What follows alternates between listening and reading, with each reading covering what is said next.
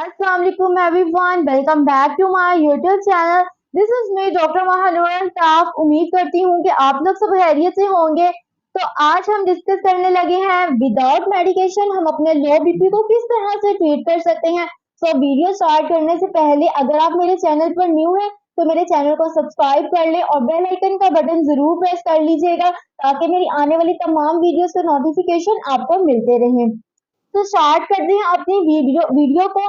लो BP basically किस वजह से होता है, कौन सी ऐसी वजूहात हैं जो कि हमारी लो बीपी का सबब बनती है। सबसे पहले तो हमारे पास स्ट्रेस आ जाता है।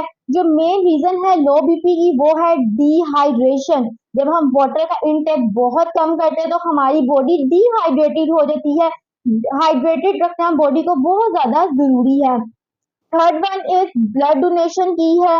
इसके अलावा कोई इंटरनल ब्लीडिंग हो गई है, डायरिया हो गया है, इन सब केसेस में बीपी लो हो जाता है। और इसकी सिम्टम्स की बात की जाए तो हमारे पास जो सिम्टम्स आती हैं वो ये है कि पेशेंट को डिजीनेस फील करता है, गुनूदगी होती है, लाइट हेडेक होता है, नोजिया होता है। नोजिया क्या है, ये एक ऐसी कंडीशन है वॉमिटिंग से जो पहले की हम कंडीशन कहते हैं उसे हम नोजिया कहते हैं। वॉमिटिंग इसके अलावा हो सकती है। पेशेंट पूरा दिन फटीग वीकनेस फील करता रहता है। अब किस तरह से हम अपने लो बीपी को विदाउट मेडिकेशन ट्रीट कर सकते हैं। सबसे पहला तो है कि हमने अपनी बॉडी को हाइड्रेटेड रखना है। उसके लिए क्या जरूरी है, आपने दिन में 8 से 10 ग्लास पानी लाजमी पीना है। दूसरा जो है स्किप मील्स नहीं करनी। मील स्किप करना भी एक रीजन है जिसकी वजह से लो बीपी हो जाता है। आजकल हम अपने कामों में इतना ज्यादा मसरूफ हो गए हैं कि हम कहते हैं कि पहले हम अपना ये काम कर लें उसके बाद खा लेंगे।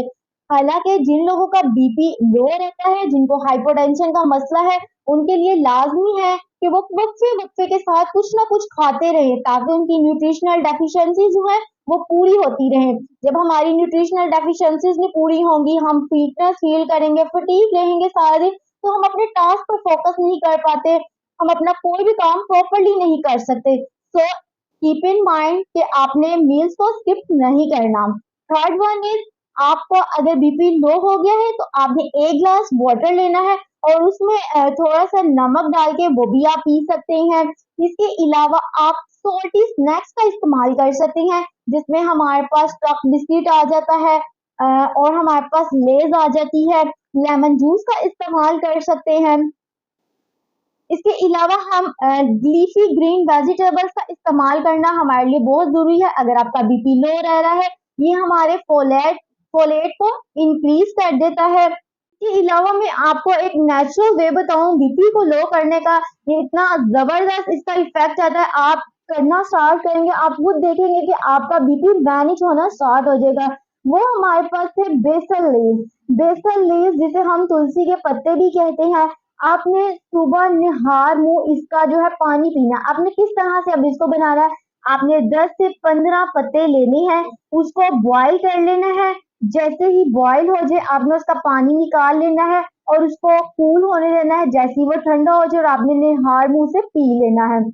अगर आप पीना नहीं चाहते तो आपने 4 से 5 बेसल इसके फ्रेश पत्ते लेने हैं और आप उसको सिंपली खा भी सकते हैं।